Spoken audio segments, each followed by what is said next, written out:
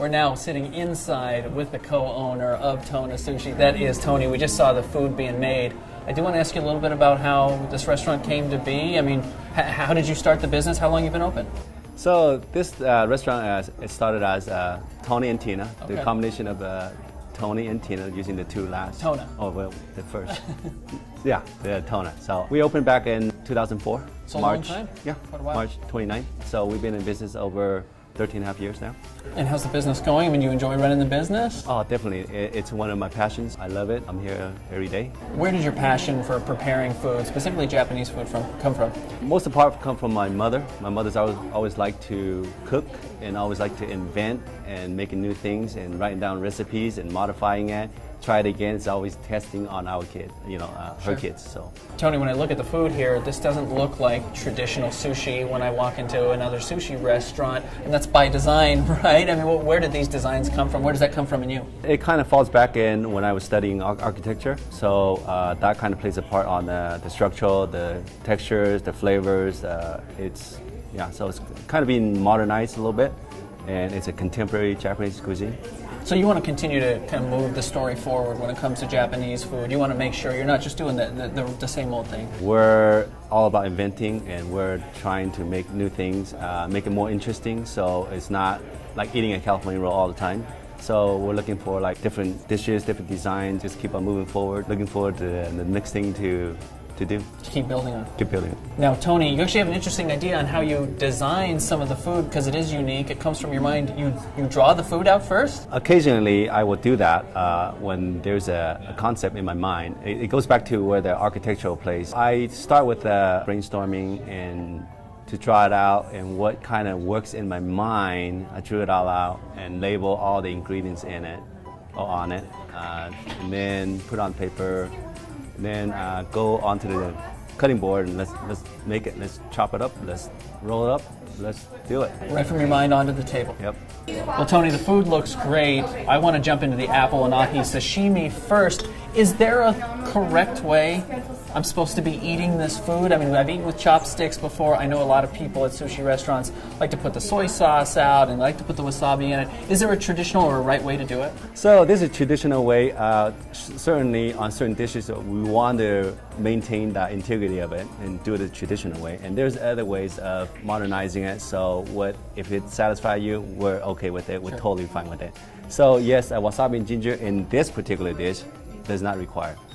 What that means is if you see sauce on it, around it, does not require soy sauce, wasabi, or ginger. So ginger is just to clean your palate. Sure. So in between bites. If you don't need it, you don't have to have it. Wasabi is just the enhancer, just enhance each bite. But that's a great rule of thumb. If there's already sauce on the plate, you don't need to add more sauce to it. It's designed the way to give you enough flavor that way. Correct. And I'm going to dig into this sashimi. I'm excited to eat it. What is sashimi when someone orders it off the menu? Sashimi would be just raw fish. So in this case, you have some jalapenos, wasabi cheese, apple, citrus soy, olive oil, sea salt. So if you think about if you are drinking a glass of wine, you want some apple, you want some cheese, you want some fish to go along with it. Think of it in that sense. The fish is great. Again, a ton of flavor just by itself. The jalapeno gives it just a little bit of a kick, nice spice.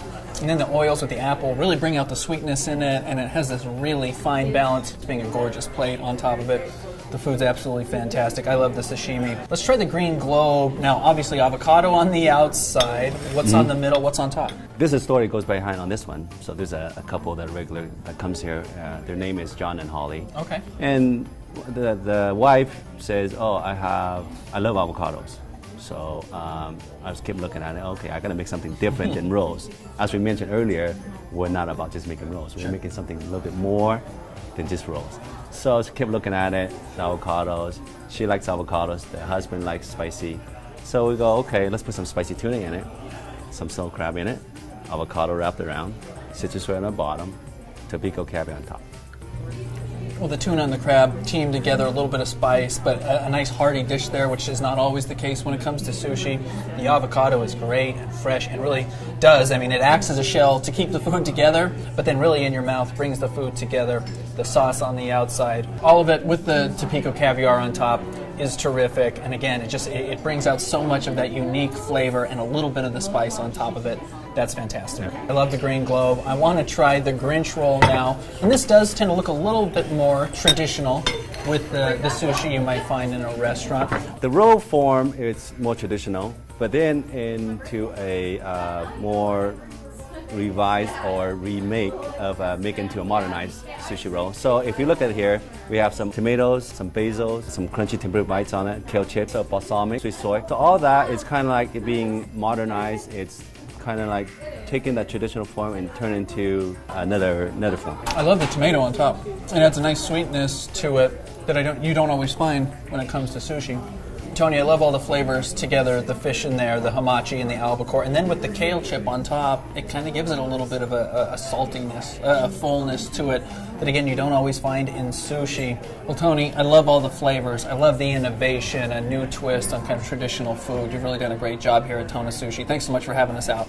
Thank you.